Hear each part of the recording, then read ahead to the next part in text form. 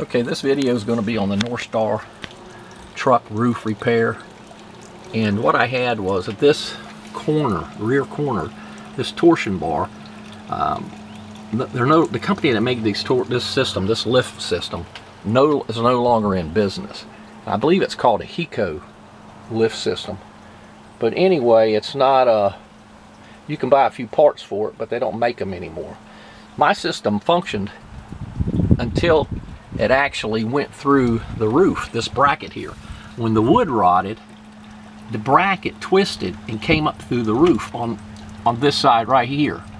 And so I took this one off. I actually had to cut the bracket to get it out. Then I had to patch the roof over here and just used it with one torsion bar. There's one on each side.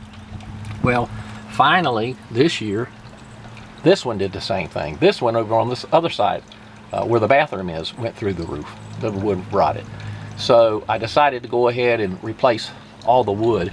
It had plywood. This wood right here was actually plywood previously, and now I'm using decking boards, pressure treated decking boards to replace it. I had to rip them 3.5 inches, but they look pretty good.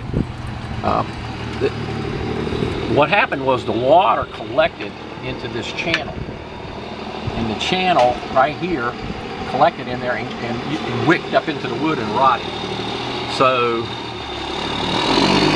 I used pressure treated wood. Hopefully I won't have that problem again. But putting them torsion bars back in there was I had a time with them, and I've worked with them before on VW buses, but this is the first time on a camper. I used C-clamps and some brackets to get them lined up before I bolted them in.